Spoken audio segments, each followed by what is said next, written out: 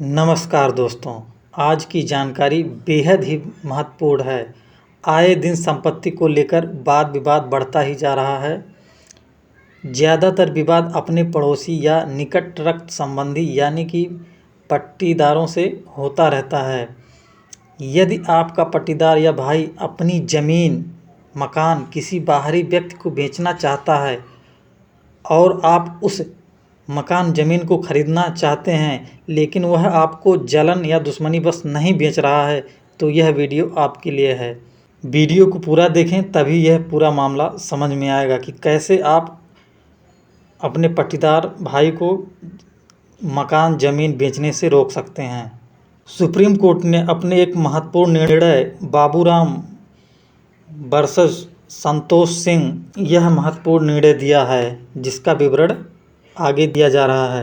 हिंदू उत्तराधिकार अधिनियम 1956 की धारा 22 के अनुसार यदि कोई हिंदू व्यक्ति अपनी पैतृक कृषि भूमि या मकान का अपना हिस्सा बेचना चाहता है, तो उसे घर के व्यक्ति या निकटतम सह हिस्सेदार को प्राथमिकता देनी होगी।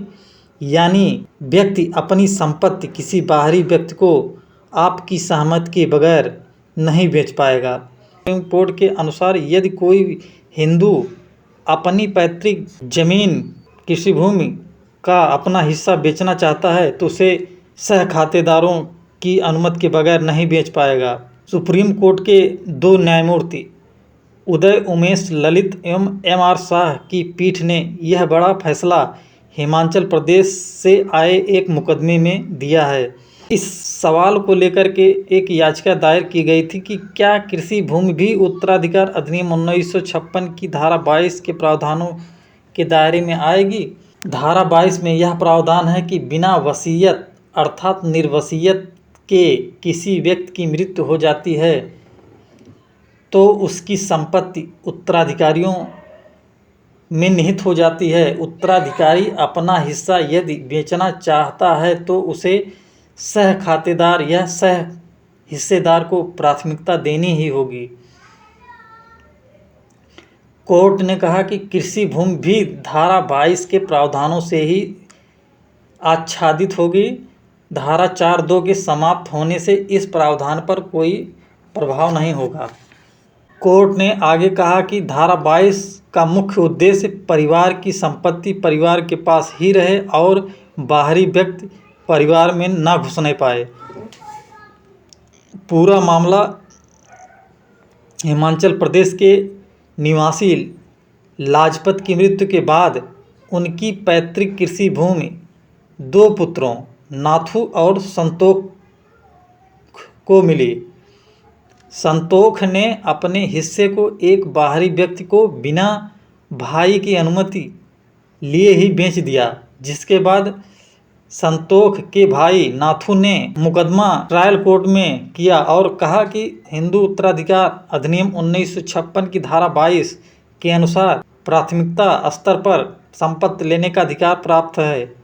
ट्रायल कोर्ट ने डिक्री नाथूराम के पक्ष में कर दी और हिमाचल प्रदेश के हाई कोर्ट ने भी नाथूराम के पक्ष में फैसले को सही माना। इस प्रकार बाहरी व्यक्ति को बेची गई संपत्ति पर रोक लगा दी गई।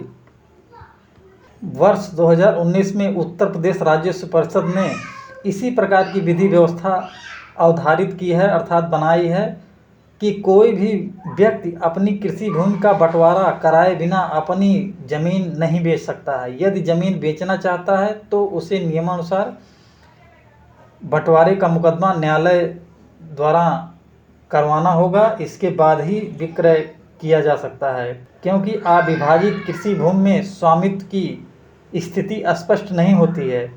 इस प्रकार का निर्णय वीरेंद्र कुमार गुप्ता बनाम महेंद्र कुमार अग्रवाल के मामले में अवधारित किया गया है। आगे कहा गया है कि यदि भूमि विक्रय अथवा दान की जा रही है तो भूमि के अन्य सह खातेधारक तो खाते में सम्मिलित सभी खातेदारों को सूचित किया जाना आवश्यक है।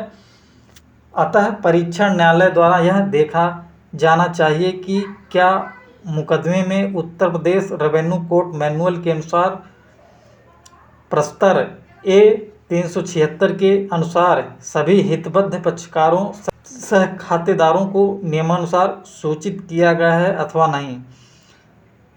ग्राम सभा या शासकीय हितों की सुरक्षा सुनिश्चित करने के लिए संबंधित ग्राम सभा व भूमि प्रबंधक समिति को भी सूचित किया जाना आवश्यक है। अतः परीक्षण न्यायालय द्वारा यह देखा जाना भी आवश्यक है कि अंतरित की जा रही अर्थात बेची जा रही या दान दी जा रही भूमि शासकीय अथवा ग्राम सभा की सार्वजनिक संपत्ति तो नहीं है, तथा Uttar Pradesh revenue court manual के प्रस्तर ए 377 के अनुसार ग्राम सभा की भूमि प्रबंधक समिति को नियमानुसार सूचित किया गया है अथवा नहीं। यदि भूमि में अन्य सह खातेदार सम्मिलित हैं तो यह देखा जाना आवश्यक है कि भूमि के विक्रेता दानदाता द्वारा अपने अंश से अधिक विक्रय अथवा दान तो नहीं किया जा रहा है। यदि सहखातेदारों के मध्य भूमि का नियमानुसार विभाजन नहीं हुआ है तो भूमि के प्रत्येक भाग में प्रत्येक सहखातेदार का समानुपातिक अंश होता है अर्थात बराबर हिस्सा होता है। अतः यह देखा जाना आवश्यक है कि विक्रय दान की जाने वाली भूमि का कोई विशिष्ट चौहद्दी सीमांकन तो नहीं निश्चित की गई है, क्योंकि सम्मिलित खाते में खातेदारों का समान अधिकार होता है। अतः किसी भी एक सह खातेदार द्वारा भूमि में अपने अंश का विक्रय दान तो किया जा सकता है, परंतु भूमि के अंश की अलग चौहद्दी सीमा दर्शाते हुए विक्रय दान तब तक नहीं किया जा सकता है जब तक कि जोत का विभाजन न्यायालय द्वारा नियमानुसार न करा लिया जाए। यदि इन नियमों विधिक व्यवस्थाओं का उल्लंघन करके कोई विक्रय करता है तो उस पर इन विधिक व्यवस्थाओं का उल्लेख करते हुए आपत्ति दर्ज कराई जा सकती है, बैनामा अथवा सेल डीड रोका जा सकता है। यदि यह वीडियो पसंद आया है तो वीडियो को लाइक, शेयर एवं सब्सक्राइब करें ताकि कानून से संबंधित जानकारी प्राप्त होती रहे। धन्यवाद।